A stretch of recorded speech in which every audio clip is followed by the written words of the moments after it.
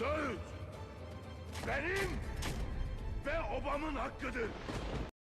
नाज़िम मुसलमान हर चीज बर्दाश्त कर सकता है और हर जुल्म को सहने की सकत भी रखता है, लेकिन इसके बावजूद एक ऐसी लकीर है जिसे क्रॉस करने पर मुसलमानों में कुदरती तौर पर एक ऐसी ताकत पैदा हो जाती है कि वो अपने मुखालफीन को कुचल कर रख देते हैं। क्योंकि हम सब अपनी जिंदगियों पर तो समझौता कर लेते हैं, लेकिन जब बात आए मुसलमानों के मुकद्दस मुकामात की हिफाजत की, तो अगर कोई भी ताकत चाहे वो कितनी ही बड़ी क्यों ना हो, अगर वो मैली आंख से मुसलमानों के मुकद्दस मुकामात की तरफ देखे तो फिर मुस्लिम उम्मा कुछ भी करने को तैयार हो जाती है, क्योंकि ये उनके ईमान का तकाजा है। और बिल्कुल ऐसा ही मामला बैतुल मक़दस के बारे में है, जिस पर यहूदी लाबी की हर मुमकिन कोशिश है कि वो इस पर मुकम्मल तौर पर काबिज हो जाए। लेकिन अब यहूदी लाबी, जिसमें अमेरिका और इसराइल पेश हैं, उनके मंसूबों का बुरी तरह नाकाम होने का सिलसिला शुरू होने जा रहा है। इसलिए आज आपको इस वीडियो में हम बताएंगे कि सल्तनत उस्मानिया को तोड़ने के पीछे असल मकसद क्या था, क्यों और कैसे अमेरिका और इस्राएली लाबी की नींदें हराम हो गई हैं और कैसे उनके मंसूबे नाकामी का शिकार हो गए हैं। इसराइल कैसे मारे से वजूद में आया था और मुसलमानों की फलस्तीनी जमीन पर इनका बसेरा कब से शुरू हुआ था। दुनिया भर के यहूदी कैसे अपने मकसद के लिए इकट्ठे हुए और वो मकसद दर हकीकत क्या निकला।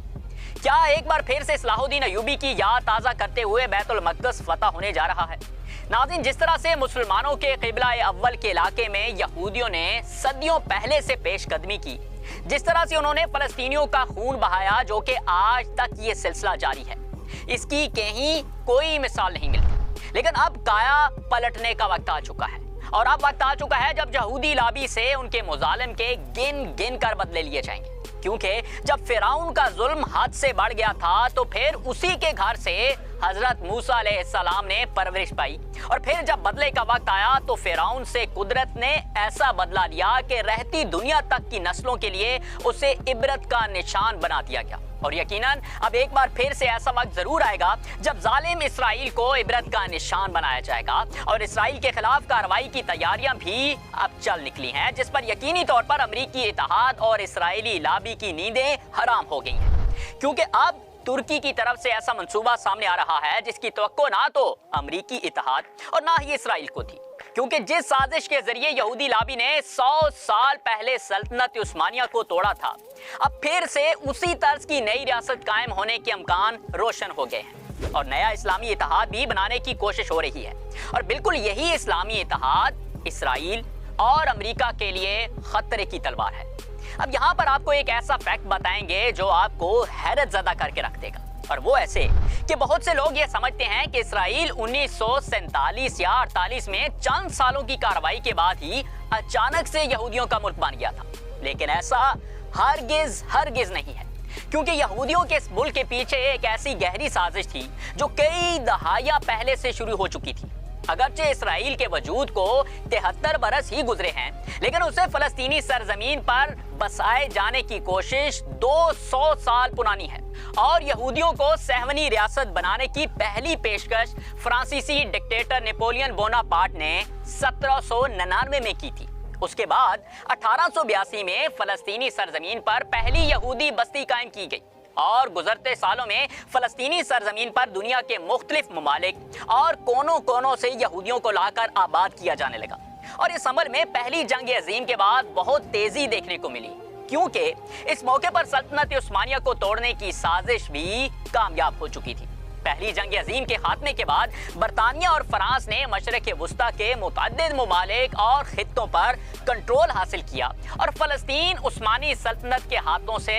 निकलकर पहली मर्तबा अंग्रेजों के हिस्से में आ गया। बरतानवी काबीना के यहूदी अरकान ने 1915 में तजवीज़ पेश की कि फलस्तीनी सरजमीन पर यहूदियों का मुल्क बनाया जाए, जिसके बाद अमेरिका और बरतानिया में सहवनी रियासत के क़याम के लिए कोशिशें तेज होती चली गईं, और 1922 में उस वक्त के आलमी इदारे लीग ऑफ नेशन ने भी फलस्तीनी सरजमीन पर सहवनी रियासत की मंजूरी दे डाली। फिर दूसरी जंग अजीम के आगाज में ही बरतानवी हुकूमत ने यूरोप के मुख्तलिफ ममालिक से यहूदियों को फलस्तीनी सरजमीन पर मुंतकिल करना शुरू कर दिया, जिसके खिलाफ फलस्तीनियों ने उस वक्त भी मुजाहरे किए थे, लेकिन उन मुजाहरों का कोई फायदा नहीं हुआ था, क्योंकि अब मुसलमानों की तारीखी सल्तनत उस्मानिया खत्म हो चुकी थी और मुसलमानों की आहो बका सुनने वाला कोई नहीं रह गया था और ना कोई रियासत रह गई थी। बरतानवी हुकूमत ने 1936 में फलस्तीनी सरजमीन को तकसीम करने के लिए पेल कमीशन का कयाम किया, जिसने तारीखी तौर पर अरबों की सरजमीन पर सहवनी रियासत को कायम करने की तजवीज़ दी, जिसके बाद दुनिया भर के यहूदी अपनी पहली रियासत के कयाम के लिए मुतहर्रिक हो गए, यानी तमाम यहूदी एक ही मकसद के लिए मुतहिद हो गए और ये मकसद था यहूदियों का एक खुसूसी मुल्क बनाना और फिर उन्हें अमेरिका समेत उस वक्त की दीगर बड़ी रियासतों की हमायत भी हासिल थी। यानी ये वो दौर था जब मुसलमान अपने जवाल की तरफ जा रहे थे और यहूदी लाबी अपने अरूज की तरफ बढ़ रही थी। फिर इसके बाद अक़वाम मुत्तहिदा ने अपने क़याम के चंद साल बाद ही 1947 को एक करारदाद पास की, जिसमें फ़लस्तीनी सरजमीन को 2 हिस्सों में तकसीम करने की बिलाखिर मंजूरी दे दी गई। अक़वाम मुत्तहिदा ने 23 सितंबर 1947 को रेजोल्यूशन 181 के तहत फ़लस्तीन को यहूदियों और अरब कौम में तकसीम करके बैतुल मक़दस को एक अलग और खुद मुख्तार हैसियत दे दी, जिसके बाद फ़लस्तीनी सरजमीन पर बरतानिया और दीगर ममालिक के तावन से यहूदियों ने खून रेजी शुरू कर दी। सहवनियों की जानिब से रियासत के कयाम से कबल ही शुरू की गई दहशत गर्दी के चंद माह बाद 15 मई 1948 को अक़वाम मुत्तहिदा, अमेरिका, बरतानिया और सोवियत यूनियन की हमायत से आज़ाद इसराइल रियासत का कयाम अमल में आया। इसराइल के कयाम का ऐलान दावीद बेन गोरियोन ने किया, जिन्हें बानी इसराइल और सहवनी रियासत के पहले वजीर आज़म का एजाज़ हासिल है। खुद इसराइली हुकूमत वेबसाइट पर भी इस बात का इतराफ़ किया गया है कि सहवनी रियासत का अमल मुख्तलिफ ममालिक और इदारों के तावन के बाद ही यानी साजिश के जरिए 1948 में अमल में आया था। यहाँ ये बात भी अहम है कि अक़वाम मुत्तहिदा, अमेरिका, बरतानिया, उस वक्त के सोवियत यूनियन और हालिया रूस समेत दीगर बड़े ममालिक ने सहवनी रियासत के कयाम में अहम किरदार अदा किया, तो वो किस तरह अब सहवनियों के हमलों को दहशत गर्दी करार देंगे। और फिर अब तो इसराइल ने माजी के अपने उन दोस्तों को भी आंखें दिखाना शुरू कर दी जिन्होंने इसराइल को खड़ा करने में उसकी मदद की थी। लेकिन अब हालात में एक बार फिर से एक बड़ा बदलाव आ रहा है और ये बदलाव इसराइल से उन इलाकों का वापस लेना है जिन पर जबरदस्ती यहूदियों की कयाम गाहें बनाई गई। और अब की बार फलस्तीन का अगर सबसे ज्यादा कोई साथ दे रहा है तो वो तुर्की है और तुर्क सदर इस ख्वाहिश का कई मरतबा इजहार कर चुके हैं कि वो यरूशलेम को वापस हासिल करना चाहते हैं, क्योंकि सल्तनत उस्मानिया के दौर में यरूशलेम दर हकीकत खिलाफत उस्मानिया का ही हिस्सा था। लेकिन कई दहाइयों की साजिशों ने और यहूदी लाबी के इत्तेहाद ने सल्तनत उस्मानिया को खत्म करके मुस्लिम उम्मा को भी तकसीम कर डाला। लेकिन नाज़रीन, अब जबकि तुर्की एक बार फिर से दुनिया भर में एक बड़ी मुस्लिम ताकत बनकर उभर रहा है, तो ऐसे हालात में आप सब क्या समझते हैं कि यरूशलेम की वापसी के लिए मुस्लिम ममालिक को भी आपस में इत्तेहाद करना चाहिए या नहीं? चूंकि माजी में यहूदियों ने आपस में इत्तेहाद करके उस्मानी सल्तनत को भी खत्म किया और यरूशलेम पर कब्जा भी किया, तो अब इन हालात में इसराइल के खिलाफ मुस्लिम ममालिक को इत्तेहाद करना चाहिए या नहीं?